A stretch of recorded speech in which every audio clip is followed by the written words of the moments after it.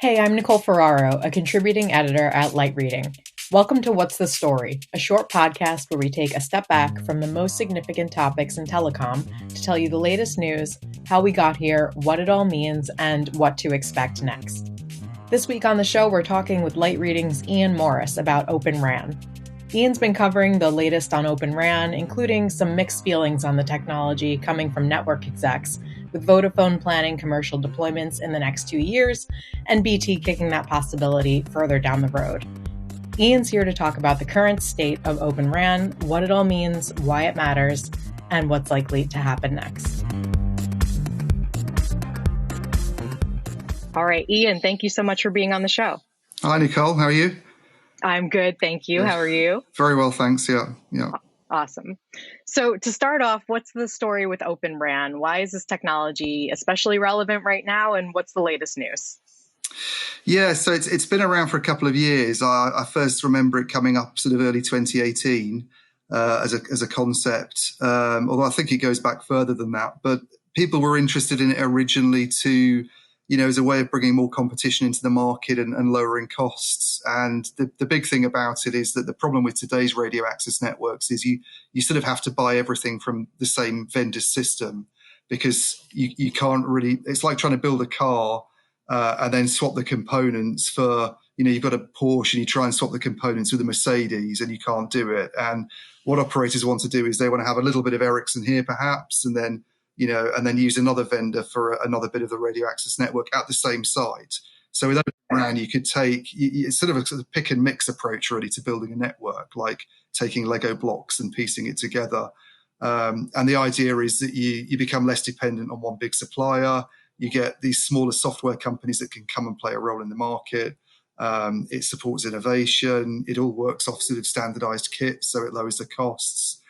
And it all sounds very appealing, and it sounds a lot more appealing in recent months to people because it's become quite politicized, I think.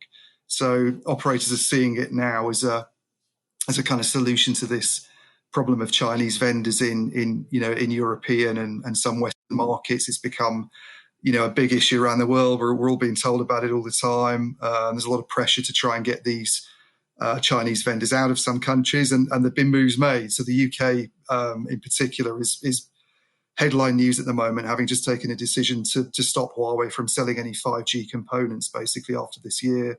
And then operators have been told they need to have no Huawei 5G equipment at all by 2027, I think. So they're very much viewing Open RAN as a potential option to use in the next few years. As an alternative to Huawei, and that means that they're not entirely reliant on the existing options, because the only other ones really at the moment that have the scale to do what Huawei does are Ericsson and Nokia. So they're sort of seeing it as a kind of way of bringing another competitor into the market, I guess, and dealing with this issue they have with the Chinese companies. That's the way it's sort of morphed, I think. Okay, got it. So you recently wrote about Vodafone and BT both having a bit of a different take on Open RAN. So I'm wondering, what's your take on their arguments, both for and against it? Yeah, so they're both companies. They're both UK-based companies. Vodafone's obviously a big global player, has networks all across Europe. It has a big network in India, joint venture in India, networks in Africa. BT very much focused on the UK market, but they both have this issue at the moment of the UK government having decided to ban Huawei. And they were on a parliamentary committee last week talking about what their plans were. And it's very interesting listening to the different take, as you say, that they both have very different perspectives on it. I think partly to do with sort of where they are in the life cycle of equipment replacement. So, BT was saying that they're really sort of playing down the opportunity for Open RAN to come in the next few years and have an opportunity. And the reason for that is they've been given this quite long period to swap equipment out until about 2027. They can still actually have Huawei equipment in there. BT's, looking at replacing equipment to get rid of Huawei in about 2/3 of its network. So for a start, it's very, very dependent on Huawei. Open RAN's immature. It's unproven, really.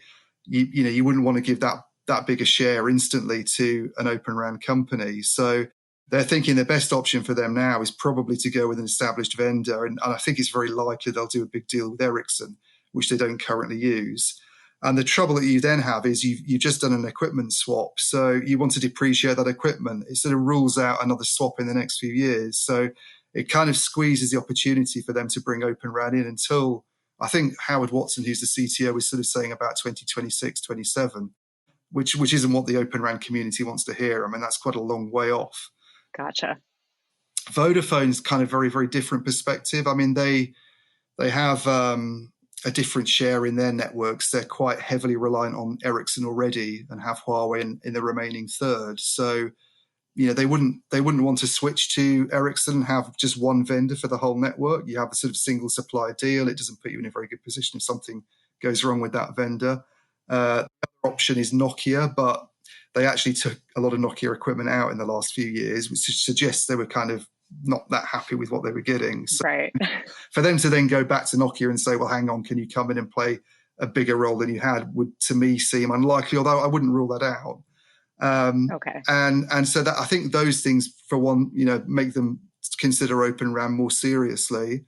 And they're also quite a big proponent of Open RAN anyway. I mean, I would say much more so than BT. They've been very active on the stage in terms of supporting this technology. If you look at groups like the Telecom Infra Project, they've been a really big participant there.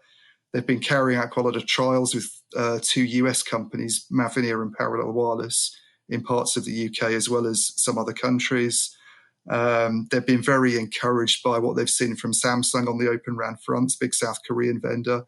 And they kind of talked up on the parliamentary committee session. They did sort of talk up the option of using it. I mean, maybe not straight away, but they're much more bullish than BT. I mean, not Howard Watson, Scott Petty, who's sort of Howard Watson's equivalent at Vodafone UK, was saying maybe 2023, I think, for a UK rural network, and 2025 for a city network. But the CEO of Vodafone Group's more bullish than that. I mean, he's not a technology guy, he's an accountant, so maybe he isn't quite as conscious of some of the technical challenges, but he was saying even next year to have a rural network. I mean, he didn't identify the UK, but possibly a rural network in some countries next year, and a city networks the year after that, which would be quite dramatic. I mean, I think that's moving more quickly than a lot of experts would say is possible, but it's really interesting. I mean, it's definitely got a huge amount of momentum at the moment because of what's going on the Huawei front, and I think people were already interested in the technology as a way of bringing competition to the market.